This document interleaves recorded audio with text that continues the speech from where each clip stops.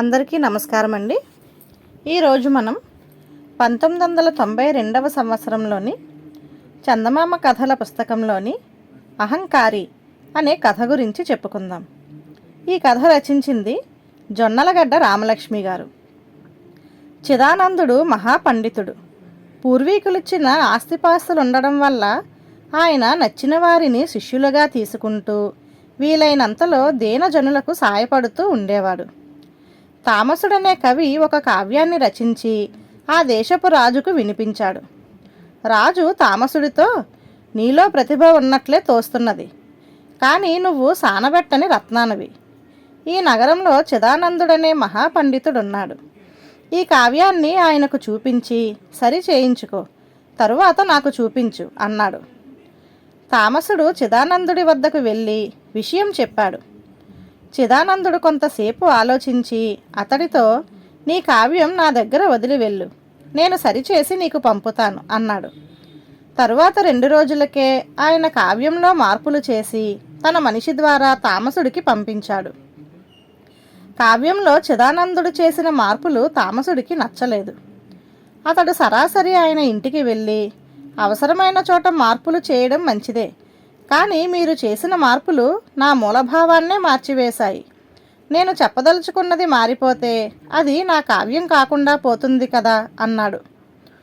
చిదానందుడు చిరునవ్వు నవ్వి, నాయనా, నీలో ప్రతిభ ఉంది, అందువల్ల నీ కావ్యంలో మూలభావాలు 1కి మించి ఉన్నాయి, కానీ నీకింకా వయసు చాలదు, అందువల్ల ఏ మూలభావానికి ప్రాధాన్యతనివ్వాలో తెలుసుకోలేకపోతున్నావు. కావ్యంలో నువ్వు ముఖ్యమనుకునే మూలభావం అసంబద్ధంగా ఉంది, అందుకే రాజు నీ కావ్యాన్ని నన్ను సరిచేయమన్నాడు. నేను ప్రాధాన్యతనిచ్చిన మూలభావం కూడా నీదే. ఆ కావ్యం ఇప్పటికీ నీదే. నీ కావ్యంలో మార్పు అవసరమని నాకు తోచింది. నీ కావ్యానికి రాజాశ్రయం కావాలని నువ్వు కోరుకున్నావు, కాబట్టి నేను చేసిన మార్పులను అంగీకరించడం మంచిది అన్నాడు. తామసుడు వినయంగా, అయ్యా, వయసులో నేను చిన్నవాణ్ణి కాబట్టి అనుభవం తక్కువని ఒప్పుకుంటాను, కానీ నా కావ్యంలో మూలభావం ప్రాధాన్యత తెలుసుకునేపాటి వయసు, అనుభవం నాకున్నాయనే నమ్మకం. కావ్యాన్ని మీకు తోచిన విధంగా మార్చడం సబబుగా ఉందంటారా అని అడిగాడు. చిదానందుడు బదులివ్వలేదు. తామసుడు గర్వంగా, అయ్యా, నా ప్రశ్నకు సమాధానం మీ వద్ద లేదు, అందుకే మౌనం వహించారు, అవునా అన్నాడు. అందుకు చిదానందుడు, నాయనా, నీ మొదటి ప్రశ్నకు బదులిచ్చాను, అందులోనే నీ 2వ ప్రశ్నకు బదులుంది. అది నువ్వు తెలుసుకుంటే మంచిది, తెలుసుకోకుంటే నేను చెప్పి కూడా ప్రయోజనం ఉండదు.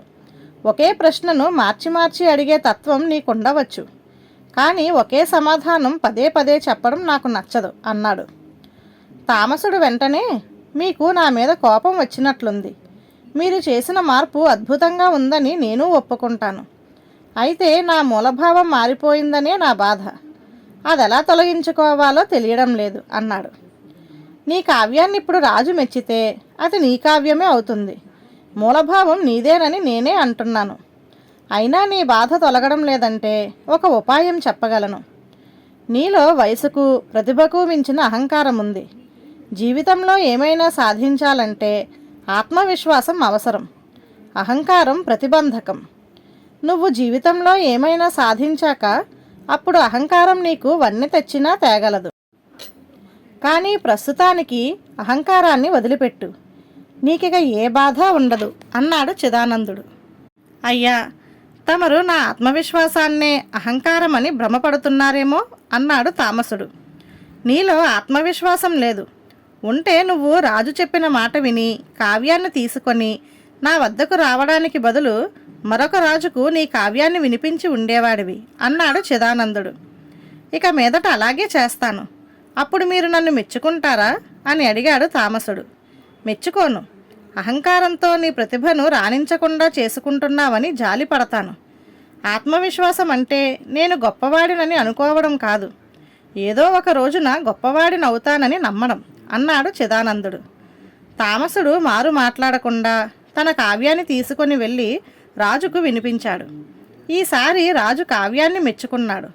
అప్పుడు తామసుడు రాజుకు తన కావ్యంలో చిదానంద పండితుడు చేసిన మార్పులను గురించి చెప్పి ఆ మహాపండితుడు నా కావ్యాన్ని ఎన్నో మెరుగులు దిద్దాడు. ఆ కారణంగా తమరు కావ్యాన్ని మెచ్చుకోగలిగారు అన్నాడు. రాజు తామసుడి వినయగుణానికి సంతోషించి విలువైన కానుకలిచ్చి పంపాడు. ఈ విధంగా అహంకారం విడిచిపెట్టాక తామసుడి బుద్ధి మరింత పరిపక్వత చెంది తనలోని లోపాలను సరిగ్గా అంచనా వేసుకోసాగాడు. ఆ కారణంగా అతడు త్వరలోనే రాజ్యమంతటా మహాకవి అని పేరు సంపాదించుకున్నాడు. ధన్యవాదాలు.